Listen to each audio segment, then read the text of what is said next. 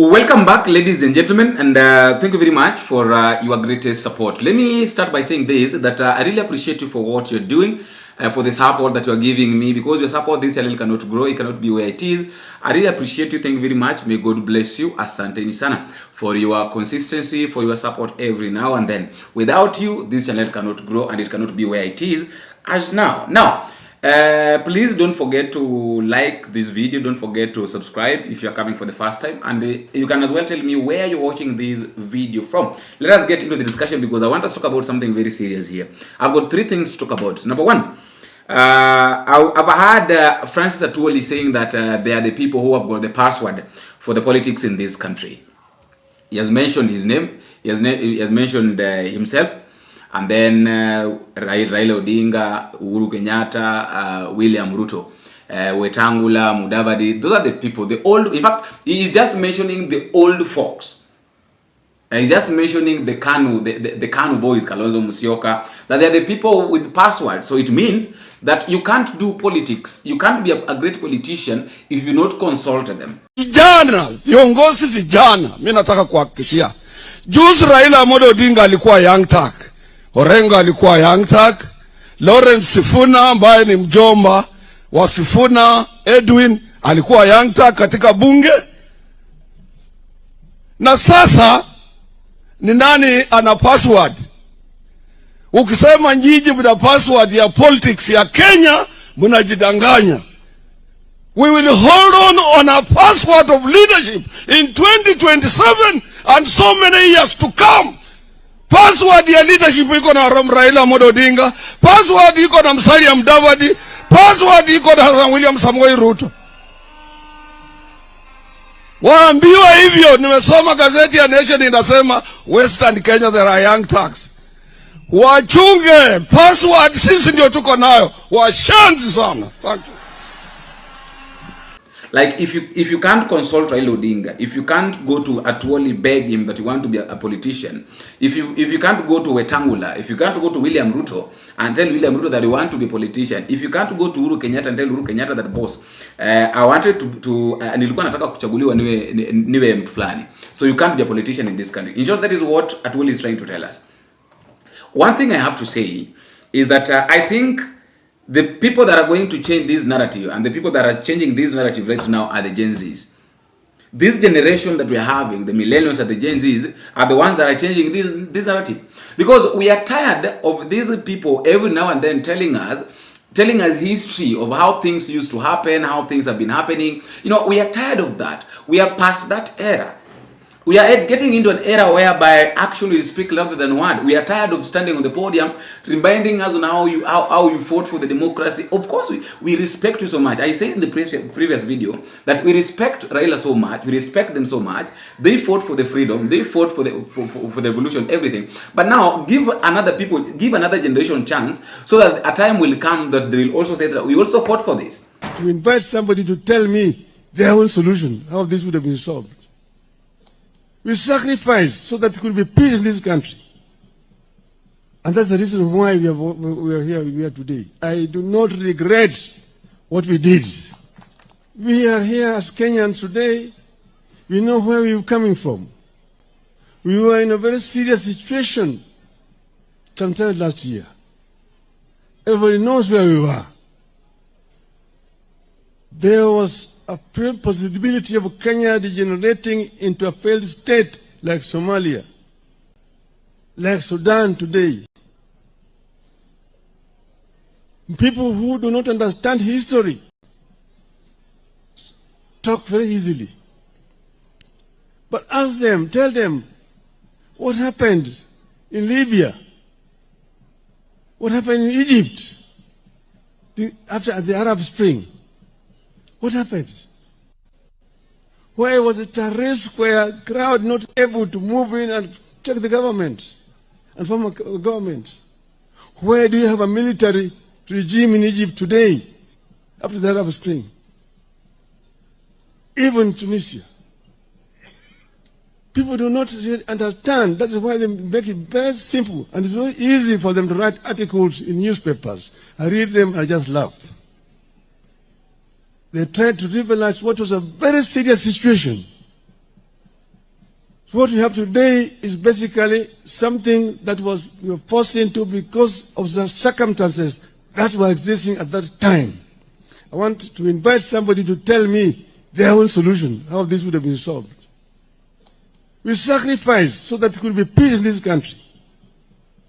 And that's the reason why we are here today. I do not regret what we did. We did it in the best interest of our country. Like right now, if you really tell, if you give Gen Z's chance, they will tell you that we really fought for the 2024-2025 finance bill and it did not come to pass. So how will we have another? Okay, you know, that is why sometimes I normally say that Raila Odinga is a very jealous. It's not. I don't know jealous ama nini.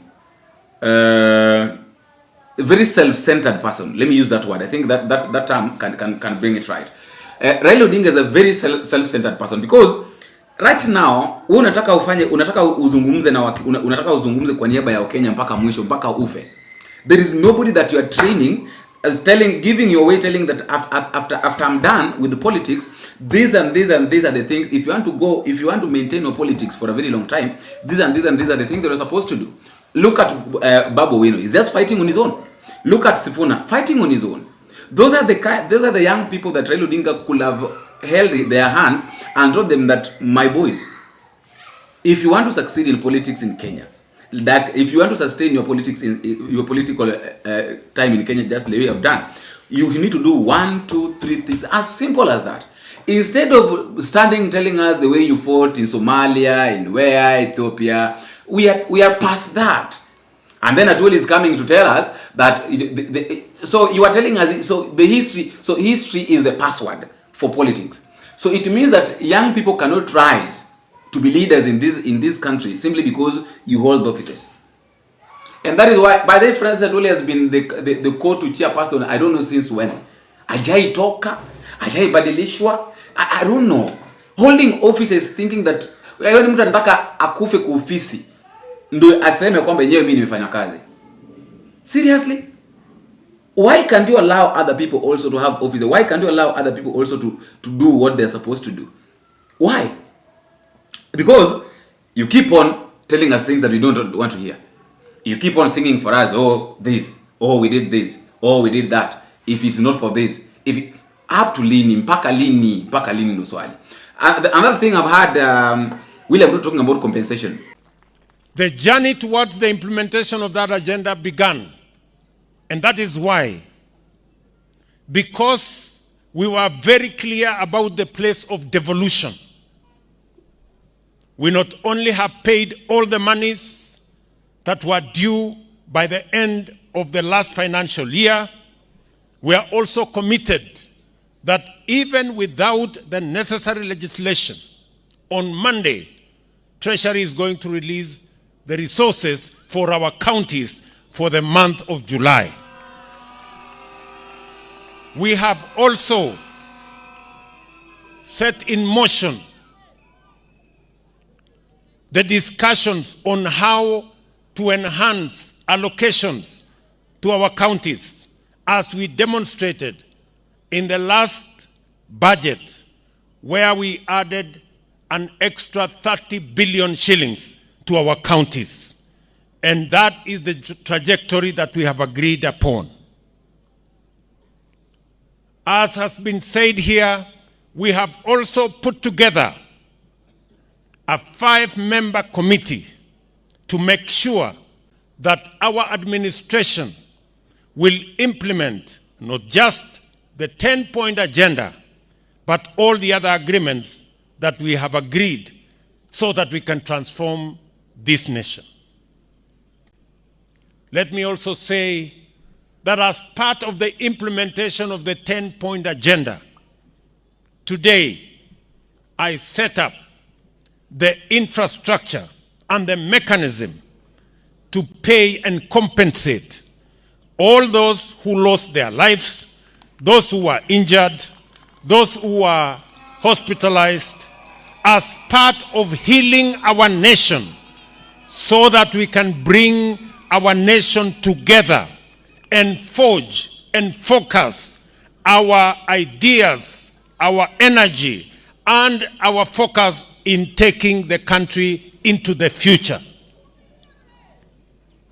Let me also say that as part of this momentum, Baba and I have agreed that we will also make sure that the agreements we have signed under the 10-point agenda and all the other commitments that we have made on devolution, on implementing NADCO, on implementing all the other programs will be undertaken by making sure that our parliamentary groups are aligned so that they can assist us process the necessary documentation, pass the necessary legislation, and provide the necessary funds for us to be able to implement the commitments we have made. And therefore, I want to say on this occasion that we are not doing trial and error. This is not an exercise of guesswork. We know where we've come from. We know the risks our nation has gone through. And we know what we must do and where we must go so that we can secure the peace, the stability, and the progress. Gladys Wanga talked about comments where she was saying that naysayers. The naysayers, I don't know who the naysayers, they were referring to as the naysayers, but the truth of the matter is that we have to put things right. If you can't do for us what we want, then we'll keep on fighting. What is the purpose of these naysayers, the opposition that they are now calling naysayers, the Gen Zs? If you can't do what we want, then we'll put pressure on you until you hear our cry. But the problem is in Kenya with our politicians is that the more you put pressure, the more you become an enemy.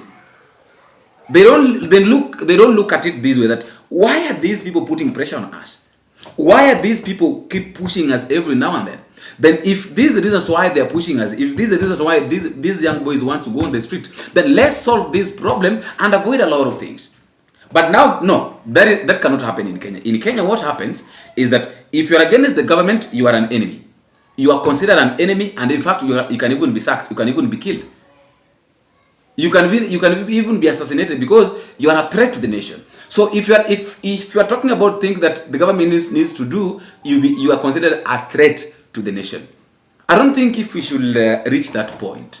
As a country, we are not supposed to reach that level whereby you are considered a threat to the nation. The government, just do what is needed, just do what is necessary, and then after that, things will just work out. Because at the end of the day, you are in those offices because of us Kenyans. We Kenyans that are putting pressure on you are the ones that made you to be where you are. So if you can't do what Kenyans want, if you can't serve us the way we expect, then we'll keep on putting pressure, and you'll keep on seeing a lot of people, billions and billions of people. You'll keep on seeing them as if they're enemies, yet they're not enemies. They're just asking for what you promised. They're just requesting that, please, can you do for us what you are supposed to do for us? Simple as that. Nothing more. As very simple. But it's very simple. Nivo too. So when Raila is coming to tell us that he knows why he joined the government, he doesn't regret, it doesn't make sense. Kiburi ni kitu mbaya sana. Kiburi ni kitu mbaya sana. It can kill. Kiburi inaweza ikaua. That is what I believe, that kiburi inaweza ikaua. Humble yourself. Just humble yourself. Do what is needed. How many people have been doing what they're expected to do as leaders? By humbling themselves, by hearing the cry of people, by listening to what the people want. Burkina Faso has got Traore. Traore is a very humble guy. Traore listens to what his people needs. I told you, I normally say that there is a difference between a need and a want. What do we want? What do we need? Simple.